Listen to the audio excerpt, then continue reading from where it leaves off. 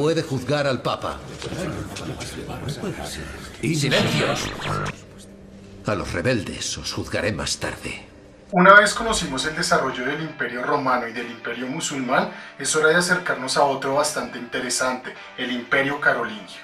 ¿Pero por qué fue tan importante este imperio? Pues, como veremos, ayuda no solamente a crear lo que hoy conocemos como Europa, sino también a que pudiese continuar su camino la cultura occidental. Ahora, el Imperio Carolingio está fuertemente ligado a un personaje histórico bastante importante, Carlomagno. A este se le considera el padre de Europa, pues gracias a sus hazañas se pudieron crear países como Francia, Alemania, Italia o España. Pero, ¿de dónde proviene el Imperio Carolingio?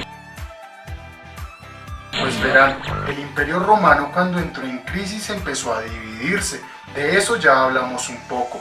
Recuerden ustedes que en principio fue una tetrarquía, pero después, y gracias a Teodosio, se volvió solamente dos escenarios, el Imperio Romano de Occidente y el Imperio Romano de Oriente. Como vieron ustedes en el video del Imperio Romano, esta parte oriental se salvó de los ataques bárbaros. Sin embargo, la parte occidental no tuvo tanta suerte, pues fue atacada por los godos, por los germanos, por los hunos, ¿se acuerdan la historia de Atila? Pero también por un pueblo bastante importante que tiene que ver con el Imperio Carolingio. Este es el pueblo de los francos. Estos francos eran unos bárbaros que se ubicaban en la frontera noroccidental del Imperio Romano y en honor a ellos se fundaría el país llamado Francia. Miren la relación entre los nombres. Pues bueno, ¿qué pasaba con este pueblo franco? Que ellos tenían unos reyes que venían de una dinastía, la dinastía merovingia. Sin embargo, eran bastante particulares, y es que el rey no era la figura más importante, simplemente era una decoración para dar cuenta también de un poder muy parecido al de los demás imperios, aunque en este caso había un rol mucho más importante que el rey, y este era el mayordomo del palacio. ¿De qué se encargaba? Prácticamente de mantener el poder político y militar, así como de gestionar económicamente lo que sucedía dentro del pueblo franco. Ahora, ¿por qué es tan importante este papel? Porque los tres principales emperadores del Imperio Carolingio van a ser mayordomos del palacio y van a tener una gran relación con el poder. El primero de ellos fue Carlos Martel, quien en el año 732 tendría una batalla contra los musulmanes, la cual se llamaría la batalla de Poitiers. En este caso lograría derrotarlos y hacer que retrocedieran, pues como ustedes se acuerdan en el video del Imperio Musulmán, ellos se expandieron y conquistaron nuevos lugares, incluyendo la península ibérica, a la cual llamarían el reino al-Ándalus. Sin embargo, cuando intentaron subir al resto de Europa, Carlos Martel se encargaría de hacerlos retroceder hasta la zona de África. ¿Qué crees que hubiese pasado si aquella batalla la hubiesen ganado los musulmanes? Después de Carlos Martel, quien se denomina el primer emperador del Imperio Carolingio, podemos hablar de su hijo Pipino el Breve. Sí, es un nombre bastante particular y gracioso, ¿no? Pero no se debe precisamente a que haya sucedido bastante rápido su reinado. En realidad es porque era un hombre muy pequeño, alcanzaba solo los 132 centímetros de altura. Eso es lo que prácticamente podría tener un niño de 8 o 10 años en la actualidad. Pero bueno, Pipino el Breve no pasó a la historia por ser muy pequeño y por tener un nombre gracioso. En realidad lo hizo porque fue bastante astuto y unió el Imperio Carolingio a la Iglesia.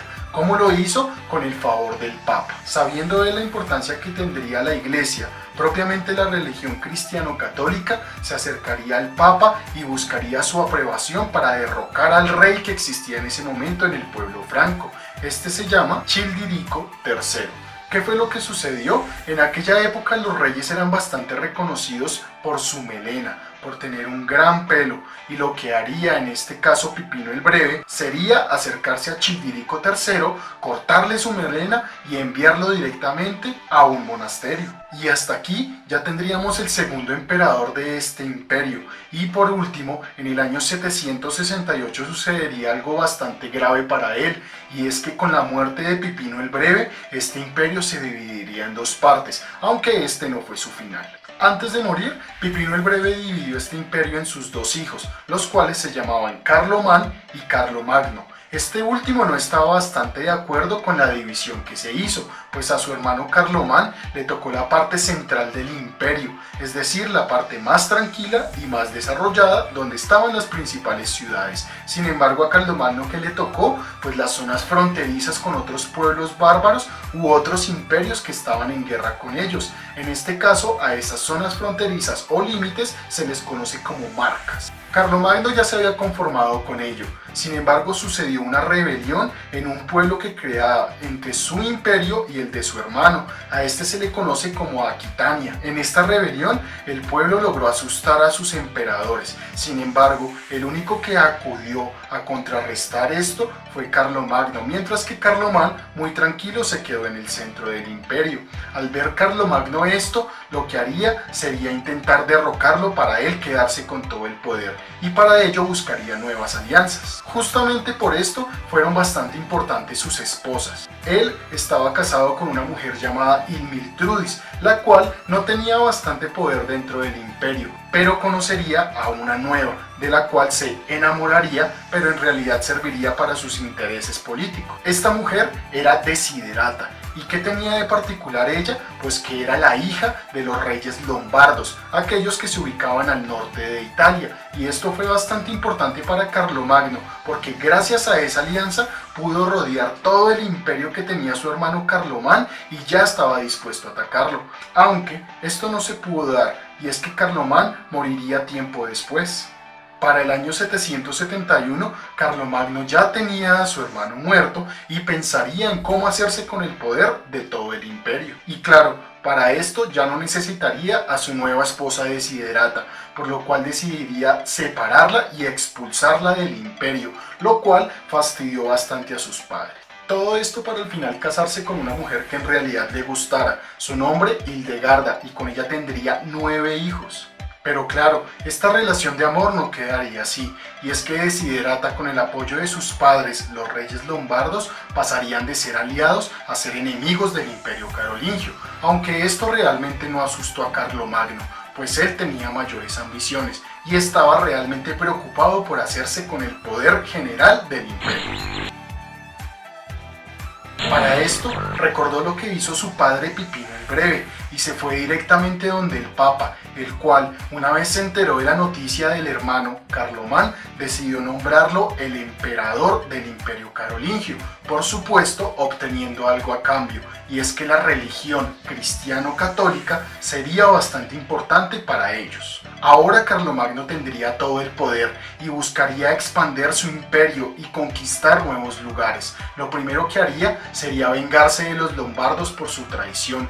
Iría y los vencería fácilmente en el norte de Italia, pero después de eso le pidió ayuda a un pueblo bastante lejano en la península ibérica. Este era el pueblo de Zaragoza, el cual estaba enfrentando a los musulmanes. Sin embargo, cuando Carlomagno llegó, se dio cuenta que Zaragoza había cambiado de líder y este decidió no abrirle las puertas. Al devolverse, conquistó una ciudad llamada Pamplona, que hoy queda en España. Sin embargo, cuando se estaba acercando al territorio franco propiamente, es decir, el territorio original del imperio, sufrió el ataque del pueblo vasco, el cual propinó la primera derrota militar de Carlomagno, aunque esto no logró atemorizarlo bastante, pues Carlomagno volvería a su tierra y después de eso conquistaría lugares como los pueblos bávaros o los ávaros en Hungría. Además de eso, se podría hablar de algunas islas de Italia y finalmente volvería otra vez a la península ibérica, lo que hoy es España, y en el año 797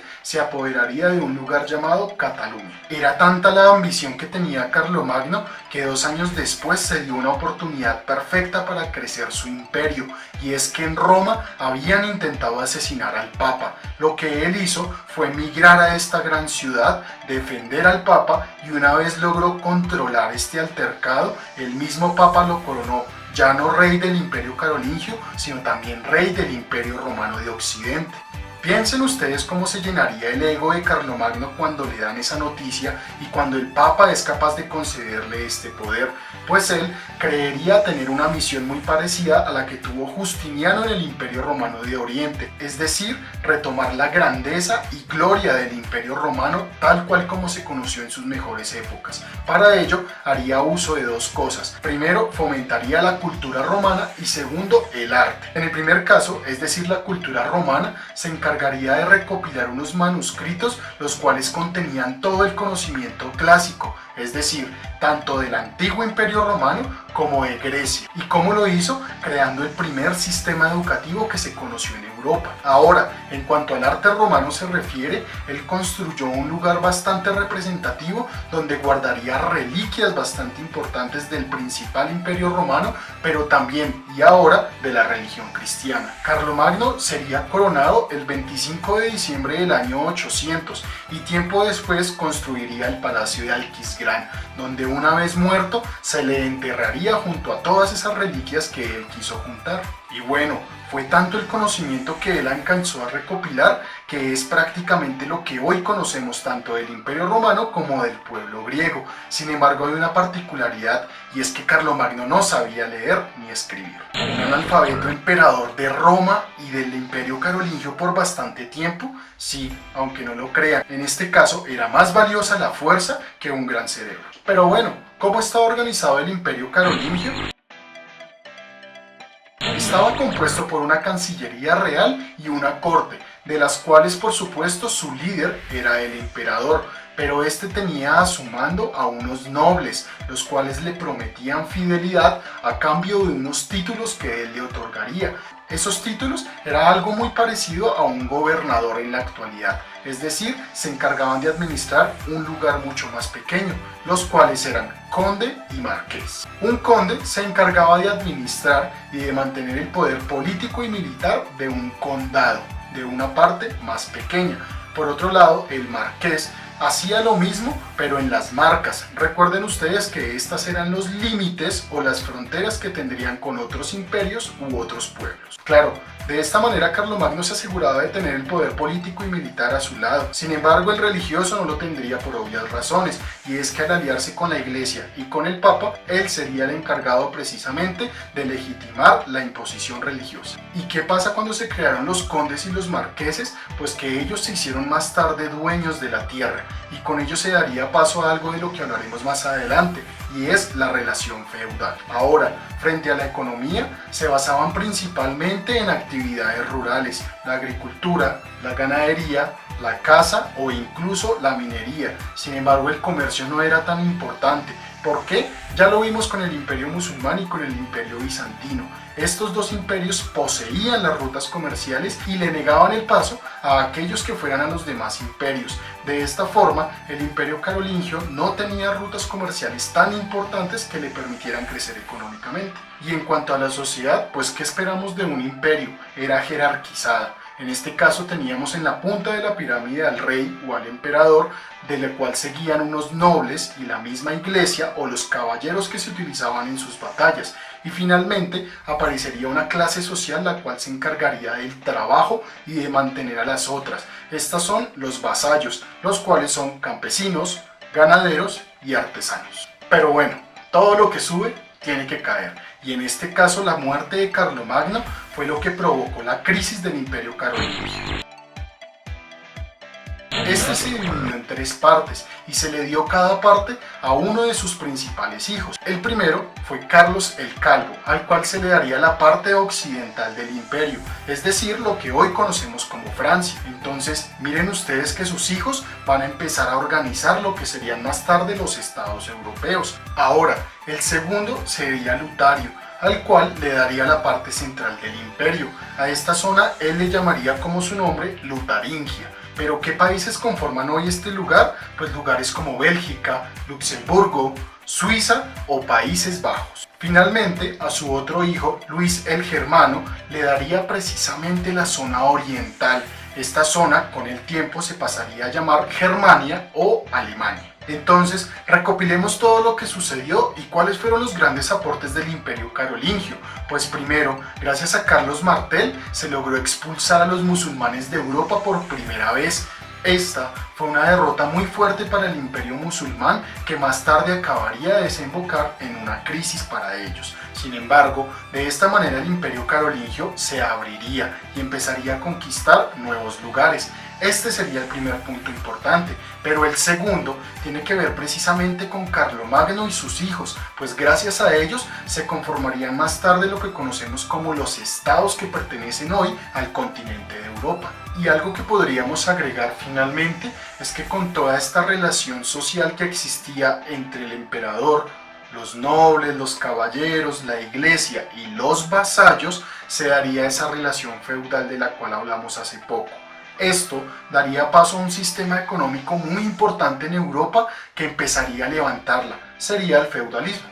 Es por esto que a Carlomagno se le llama el padre de Europa, porque fue capaz de edificar un imperio, unirlo con el Imperio Romano y crear lo que hoy conocemos como un continente sólido, pero también como las bases de la cultura occidental.